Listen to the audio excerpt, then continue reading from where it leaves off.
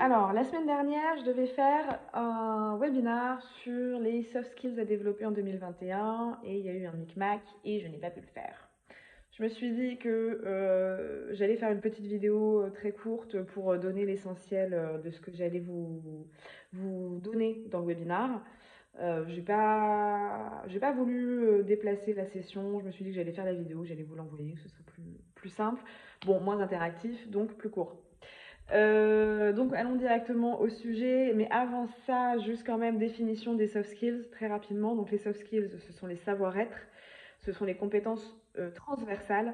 On appelle ça aussi les compétences comportementales ou les compétences douces, mais ce sont donc des compétences transversales, c'est-à-dire des compétences que vous pouvez utiliser dans n'importe quel secteur d'activité, et y compris dans votre vie personnelle. Donc on va être sur de la créativité, de l'autonomie, de l'adaptabilité, du sens de l'écoute, des capacités de communication, du leadership, voilà, tout ça. Donc ce sont des compétences transversales, c'est-à-dire qu'ils ne sont pas liés à un métier précis. On les oppose donc aux hard skills, les compétences dures, qui elles sont liées donc plus à un métier précis, par exemple savoir conduire une grue, savoir utiliser un logiciel de comptabilité précis, un CRM précis, savoir maîtriser un langage informatique, pardon, ou maîtriser une langue, tout simplement. Tout ça, ce sont des savoir-faire. Donc les savoir-être, ce sont vraiment les compétences transversales. Donc ça, c'est bien, au moins on est d'accord sur la définition. Alors pourquoi donner de l'importance au savoir-être aujourd'hui? Donc très rapidement déjà, alors sans négliger les savoir-faire pour autant qui restent importants évidemment, hein, mais aujourd'hui on a près de 60% des managers qui se disent prêts à recruter en favorisant les savoir-être par rapport au savoir-faire. Pourquoi? Parce qu'en fait aujourd'hui, donc tout va très vite. Le monde évolue énormément, les technologies bougent, etc. Les besoins des clients, les besoins des entreprises évoluent super vite. Et donc, en fait, les savoir-faire peuvent devenir très vite obsolètes. La personnalité est c'est un vrai atout. C'est aussi aujourd'hui, c'est un outil de rétention des talents, en fait, hein, le travail sur la marque employeur, etc. Donc, c'est une vraie stratégie de la part des entreprises euh, qui recrutent des personnalités qui fit avec leurs équipes, qui fit avec leurs valeurs, avec leurs objectifs, etc. Donc, c'est un vrai outil de recrutement, en fait, les savoir-être aujourd'hui. Ça vous permet de vous différencier en plus les savoir-être. C'est-à-dire que sur compétences égales, CV égales, on va privilégier les personnes qui ont des savoir-être qui nous correspondent ou qui correspondent aux attendus du poste. Par exemple, si on recherche un poste qui demande autonomie, rigueur et organisation, on va aller privilégier la personne qui a mis en avant ces savoir-être-là. Voilà. L'avantage des savoir-être, c'est qu'on peut capitaliser dessus, évidemment. On peut aussi les améliorer, on peut travailler dessus, ils peuvent évoluer. Donc c'est comme des compétences, hein, ce sont des compétences, donc on peut les travailler. Euh, je reviendrai très brièvement sur ça à la fin éventuellement. Le sujet donc, qui nous intéresse aujourd'hui, c'est quand même les savoir-être à développer en 2021. Donc il y a des études qui ont été faites auprès des entreprises et des recruteurs pour connaître quelles étaient les attentes, leurs attentes en 2021 sur les savoir-être. Donc ressortent en savoir-être la résolution de problèmes complexes, l'esprit critique, la créativité, la collaboration et la persuasion. Alors, la résolution de problèmes complexes, donc c'est vraiment la capacité à dénouer une situation qui est bloquée à cause de multiples facteurs, et donc de la dénouer de façon efficace, efficiente et pourquoi pas originale. En tout cas, efficacité, c'est sûr.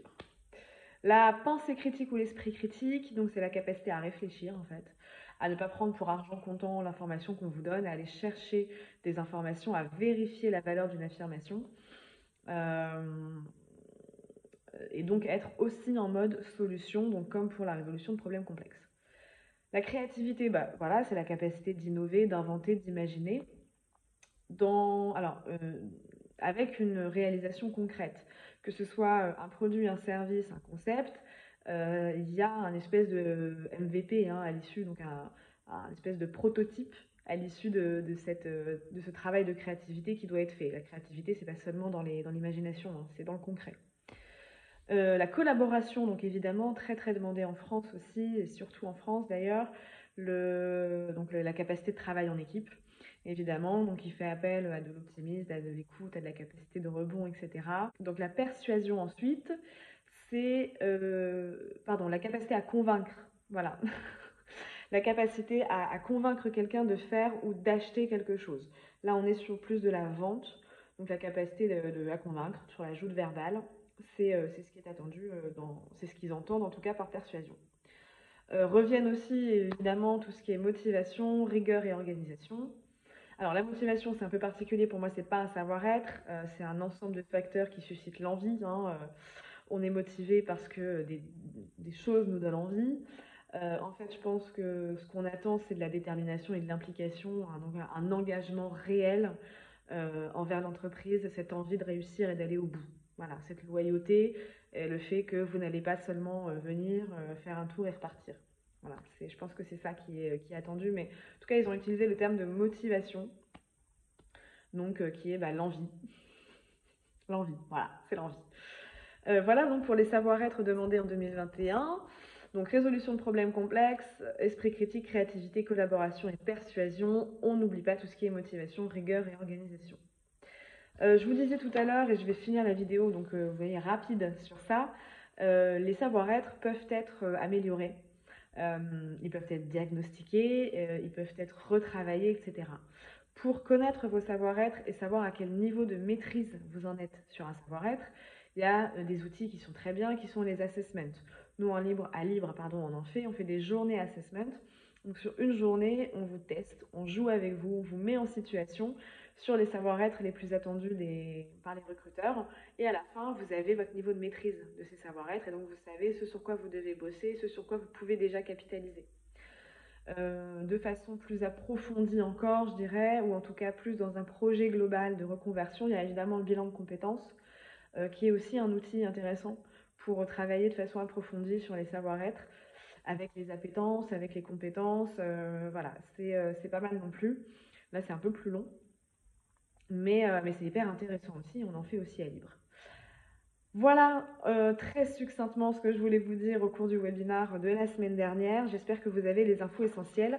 Si vous avez des questions, si vous souhaitez échanger sur votre situation particulière à vous, vous pouvez tout à fait m'envoyer un mail à aude, A-U-D-E, @libre, L-Y-B comme Béatrice, R-E.fr, aude, @libre avec un Y.fr.